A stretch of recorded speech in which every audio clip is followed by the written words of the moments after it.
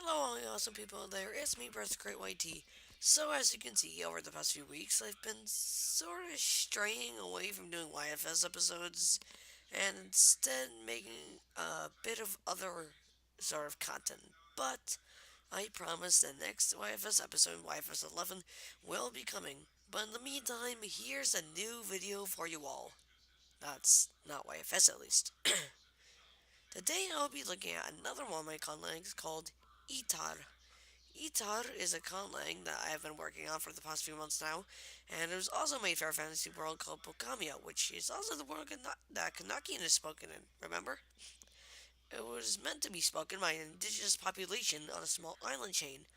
Oh, also before we get into the languagey stuff, I just want to say that I will not be providing example sentences or the writing system used for this language since it is not computer friendly. So I will only be writing this language in the Latin alphabet. Anyway, its consonants are ma, na, pa, ta, ka, fa, va, sa, za, sha, ja, ha, tsa, tsa, cha, ja, wa, ya, ra. And its vowels are I, U, E, O, A. Just the classic five vowel system, nothing special. Oh, and just like Enochian, there are also long versions of all these vowels. So, I, U, E, O, A. Alright, so now that we got all the sounds covered, let's move on to the grammar. Grammar rule number one, word order. The word order in Itar is SOV, or subject, object, verb, meaning that the subject of the sentence comes first and the verb of the sentence comes last. Grammar rule number two, cases. Itar has five cases: nominative, accusative, genitive, dative, and locative, which are represented with it, ke, tak, ti, and sa, respectively. Grammar rule number three, plurals.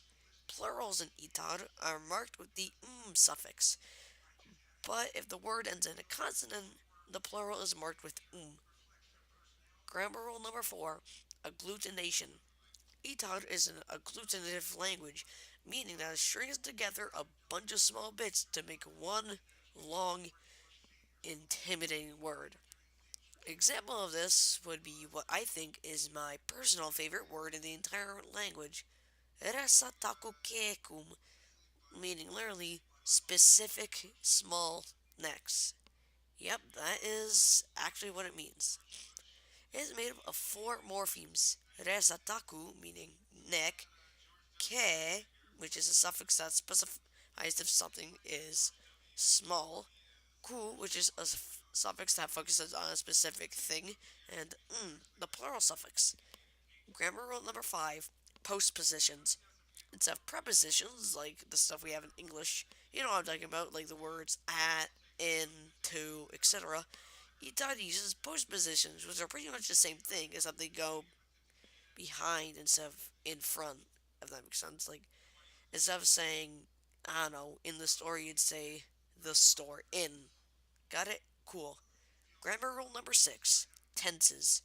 Itar has three tenses: past, represented with ra; present, which is represented with no suffix; and future, which is represented with p. And I have actually added a few aspects, them being the perfect, imperfect, habitual, and progressive. I might add a bit more, but those are the ones I have so far, and I'm pretty happy with them. Grammar rule number seven, bigger, smaller, and focusing suffixes. In Itar, there are these bigger, smaller, and focusing suffixes, which are represented with nai, ke, and ku, respectively. Nai is a suffix that specifies if something is big. Ke is a suffix that specifies if something is small, like we already covered. And ku is a suffix that focuses on a specific thing. For example, let's take the word itar, meaning element, which is also where the name of the language comes from. It's mostly because of the culture around the people. I think that elements and other stuff like that have a big, are like really big things and cultures all over this fantasy world. Anyway, if we add the ku suffix, it becomes itarku, meaning a specific element. Kind of see how it works? I think you get the idea. Grammar rule number 8: suffixes turning words into other words. In Itar, there are a bunch of suffixes that turn words into other types of words, like mi, a suffix that turns the verbs into nouns, ka, a suffix that turns nouns into verbs, ri, a suffix that turns nouns into adjectives, na, a suffix that turns adjectives into nouns, and so on and so forth. Grammar rule number 9: no articles. In Itar, there are no articles, so words like the and do not exist. Grammar rule number 10: negation. Negation is represented with the word shi, which is a suffix that represents negation, but can also uh, be a standalone word that means no. Grammar rule number 11: politeness level. Politeness levels. My god. In Itar, there are three politeness levels. There's one which is used when talking casually, which is represented with no suffix. Then there's one where that you use when you're talking to someone that has a bit of a higher status than you, ki, but it can also be used when talking casually. And then there is one where you talk to someone that has a higher status of you, kita. And these are usually attached to things like adverbs and pronouns and stuff like that. So let's take a word like there, tana.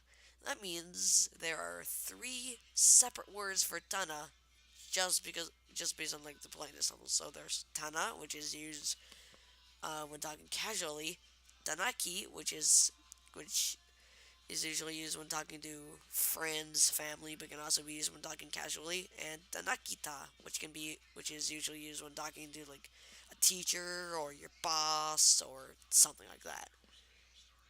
Grammar rule number 12: pronouns. In Itar, pronouns can be used as suffixes that you can attach to the end of verbs. Some of these noun suffixes are ni, a suffix that represents the second person singular pronoun, you, and we, a suffix that represents the first person singular pronoun, which is I. And just like the she suffix, these can all be standalone words.